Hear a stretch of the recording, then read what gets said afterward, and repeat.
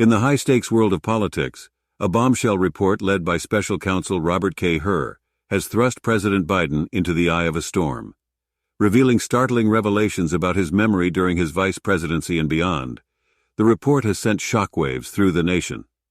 Delving into the intricate details of Biden's handling of classified documents, the investigation uncovered a disturbing pattern of forgetfulness. From struggles to recall key moments during his tenure as vice president to difficulty remembering personal tragedies, such as the date of his beloved son Beau's passing, Biden's memory lapses painted a troubling picture. However, despite these damning findings, the report stopped short of recommending criminal charges against the president. This decision has ignited a fierce debate, with critics questioning Biden's mental acuity and his fitness to lead the nation. Biden himself reacted with a mix of fury and sorrow, vehemently objecting to the use of his son's death as a point of contention in discussions about his memory. Yet the report's implications have reverberated far beyond the Oval Office, sparking a political firestorm that shows no signs of abating. From Biden's staunch defenders rallying behind him to his adversaries seizing upon the report's revelations, the fallout has been swift and unrelenting. Amidst accusations of mixed-up names and details in public appearances, doubts about Biden's age and mental state have only intensified.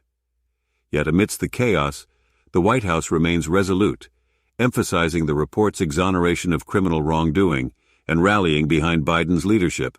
However, as the dust settles, lingering questions persist about Biden's fitness for office and the enduring political fallout of the special counsel's investigation.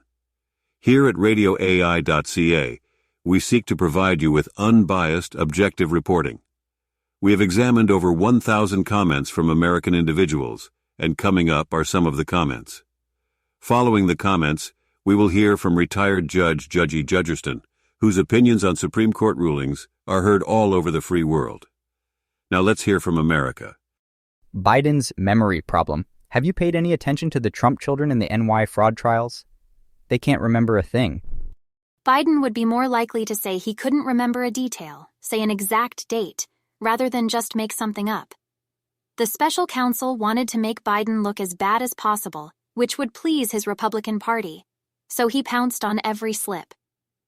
At least Biden's memory is better than the former guy's. Trump has proudly and repeatedly announced that he was able to point out a non-existent whale on an Alzheimer's test. Then he waited for the applause. President Mitterrand and Chancellor Kohl could not be reached for comment. Nor could the Civil War airport personnel. The special counsel is a snake. Biden is a good, decent man who I am proud to call my president. I'm 40, and Biden has more stamina than I do. I was in tears hearing Biden about the special counsel's treatment of him. Guess his mother didn't teach him how to be respectful. He wasn't interviewing a war crimes criminal. Shameful. This is the problem with special counsels and independent counsels, which were even worse and so bad we abolished them. Unlike other criminal cases, where a decision not to prosecute warrants no comment, these prosecutors get to say whatever as the basis for their declination decision. And because there is no trial, their accusations never get confronted in court. The role itself also tends to attract very ambitious partisan zealots as staffers. Many on the Ken Starr staff, including Kavanaugh, who included salacious and gratuitous sexual descriptions, well aware of the public impact, for example, were rewarded with judicial appointments. Hur and his staff were never going to be able to prosecute Biden on facts so similar to Pence, whom DOJ had already announced it would not prosecute. So a cynic might say this former Trump appointee and his staff did the most they possibly could to politically damage Biden and stay in the good graces of the R leaders and their friends who may one day be helpful. Doesn't matter what some conservative hack says. What matters is Biden did an admirable, even impressive job the past 4 years cleaning up the former guy's mess. But if it's true that his memory is going, this is devastating. And just because the former guy is worse in every possible conceivable way, that doesn't mean this is okay and should be pushed under the rug. As for Trump's spawn, insofar as I know, they're not running for office, so we don't need to trot them out in all their depressing inanity. Hur was unprofessional and is a disgrace to DOJ. He clearly threw in that garbage to cause harm to Biden's campaign. Every issue is a win-lose situation to conservative Republicans. Wonder why everything seems political these days? Well, it's because to Republicans, every issue presents itself as an opportunity to raise your side or defame your enemies. No issue is either too big or too small to pass up. In this case, Hur had the opportunity to portray Biden as a forgetful old man with pack rat tendencies, and he gladly took it. It may be a more genteel form of rat fuckery, but it's still rat fucking. Hur is a Trump-appointed attorney, not geriatric psychiatrist. He does not have the expertise to pass judgment on Biden's mental fitness. This is a politically motivated ad hominem attack in the best traditions of James Comey. So Biden and Trump don't remember things. They are also both old. I guess people will need to pick one for other aspects of their personality. I'll still vote for Joe. Trump has full-blown dementia and is a drug addict. Watching the drugs he takes wear off is gross. He loses the ability to pronounce words. He clearly doesn't understand the speech, so repeats the same grievances over and over. Trump's entire face melts as the drugs wear off. He is unable to walk unassisted. Noticing he cannot move his legs, he is laughed at by international leaders, has delusions of grandeur but is an idiot. Memory loss is only one of many issues that the fat, orange, lying, corrupt, ignorant, stupid, lazy, greedy, worthless, silver spoon inheritance pig fruitcake rapist criminal has. The fat orange pig claimed American soldiers defended airports from the British during the Revolutionary War, that President Biden was pulling the U.S. into World War II, and that Speaker of the House Nikki Haley did not do enough to protect the U.S. Capitol from the delusional, violent mob of idiots he sent to attack it on January 6th, while he wolfed down hamburgers and laughed at the attack on TV.